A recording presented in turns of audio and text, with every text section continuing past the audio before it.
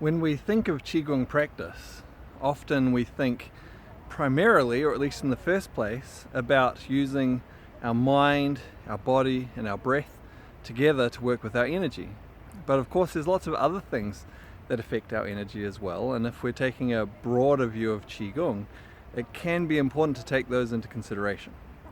So the topic of this episode of Chi Life is going to be, how does the environment affect your energy?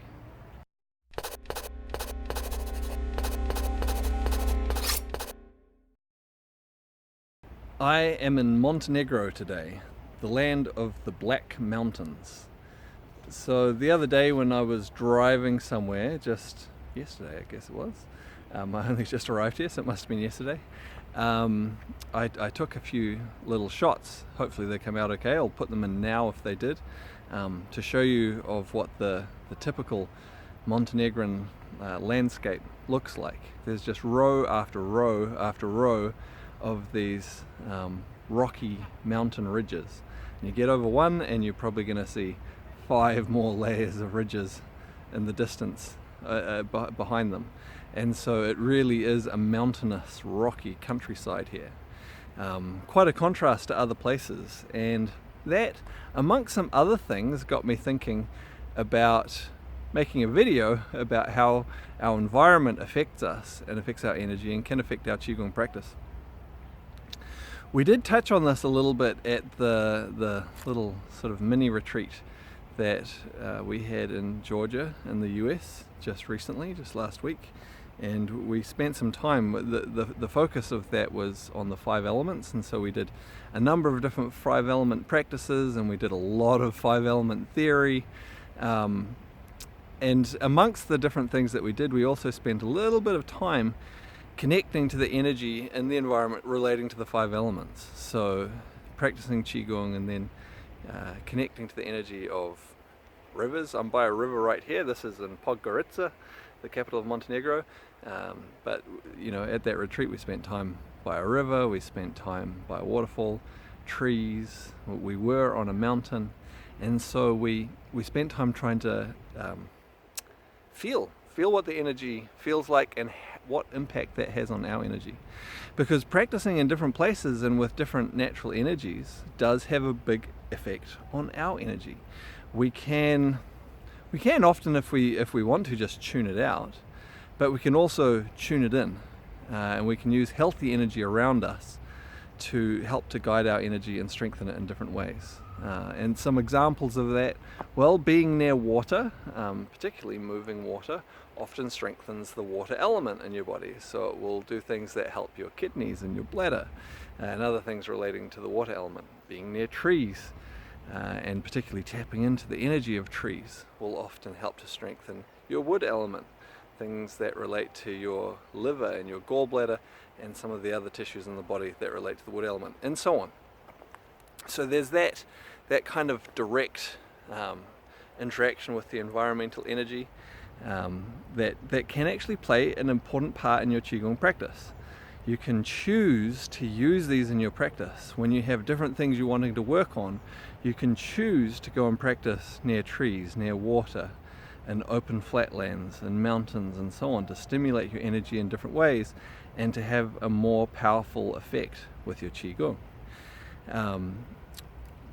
There's more to that, of course, and there's probably going to be a lot more detail on that in one of the upcoming new courses that I have planned, that hopefully some of these will start to become available next year. But it's a fascinating thing to explore, working with the energy of your environment. And I have mentioned in some of the previous videos, there's also extraordinary energy that we find in the environment sometimes as well, vortexes and things like this, and these are fascinating to explore and work with as well. For general Qigong practice, they're not really important. They can be fascinating, you can have powerful experiences with them, but just the energy of nature, regular nature, without these extraordinary energy patterns is really sufficient most of the time to achieve really great benefits in working with your energy. Something else that made me think about this though, this topic, was when I travel, sometimes, depends where I go, how things are set up when I'm there. Sometimes I have the opportunity to do treatments on people, Qigong Healing Treatments. And so particularly if you're interested in Qigong Healing, you might be interested in this next part. Because one of the things that I've noticed doing Qigong Healing Treatments in different parts of the world, sometimes on quite a few people at different times, is often I will find that there are some common patterns in the energy of people in these different places, that they have common disturbances. Now that doesn't mean everyone has the same disturbance, and it doesn't mean that everyone so people might have this similar imbalance but then have other things wrong with them as well, or not functioning as well as it could be, because everyone's an individual. But it's often there will be a clear pattern of a lot of one particular imbalance in one place, and then somewhere else a lot of another kind of imbalance. And it's been really interesting here actually in Montenegro.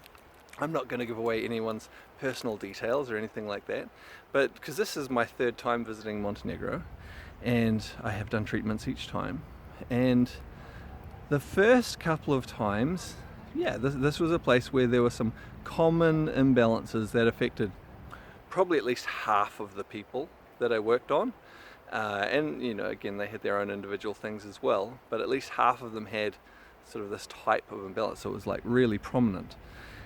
And I haven't been here for maybe 2.5 years, I think it is, since I was here last. And again, I've been doing a whole lot of treatments just in the last couple of days, which has been great. And it's been really interesting as I've done that. Again, there's some common imbalances, but they're not the same as they were 2.5 years ago. It's a different pattern. And that's really fascinating, because some of those imbalances can come from living in a certain physical environment that maybe you haven't managed to harmonize yourself with, and then a lot of people might end up with that same imbalance. But there's other aspects of our environment as well. Our social environment, our political environment, our economic environment, all of these things can have a really big effect on our energy too. And certainly here, because the physical environment hasn't changed much, right, in 2.5 years. So this beautiful river is still a beautiful river. I saw this previously, with beautiful bridges going across it. This is all the same. The city is largely the same. It hasn't changed that much. But, and I don't have insight into this yet, I haven't had enough chance to talk to people about this enough yet, I expect there must be some social changes here that is leading to a new pattern in how people commonly, not everyone, but a common pattern in how people are using their energy and the imbalances it's causing. So anyway, if you are interested in Qigong healing, that might be an interesting little tidbit for you, that there are common patterns of imbalance in different parts of the world. Which if you get to travel, you get to see, and also, I guess more generally for everyone, when you're considering your Qigong practice, if you are thinking broadly enough about your Qigong practice to include aspects of working with your physical environment, you might also want to start to think about aspects of your social environment or even your economic environment, and how that is affecting your energy too. It really does shape and influence you in quite a large way. So might be some things to think more broadly about. Now, some of these things, of course, may be challenging to change if you identify, hey, there's something in your environment that is pushing you in one direction or another in terms of your energy and how it functions inside you. Of course, with your Qigong practice in terms of your physical environment, you might identify that where you regularly practice isn't ideal, but it's the most convenient, so you practice there anyway. But if something's really, really bad, it might be that you consider finding somewhere else. If something's really affecting the energy in an unhealthy way there, you might want to look for some better energy in your physical environment to practice in. Same socially, it might not be easy, and maybe if there's just minor things, you might not be concerned enough to change them. But if things are affecting you in a major way, maybe it's worth the effort. Maybe think about the people that you're spending a lot of time around, and maybe see if you can change that. You know, it can be hard to change some of those associations, but maybe you can at least reduce the amount of time you spend with some people and spend more time with some other people, and that will help to change how your energy works, and will change the results of your Qigong practice as well. Anyway, something a little bit different in this one. I hope you have enjoyed the video, given you some things to think about. If you have, please like, comment, subscribe, share, things like that. Oh, I did say I'd say where I was driving the other day. I will post a link to this that I'm actually on. It's like a very, very, very local little TV show. It was an interesting sort of an interview they had with me about, well, it was kind of about Qigong and other things. Anyway, I think I'll put a link to that in the description. But anyway, I look forward to seeing you on the next one.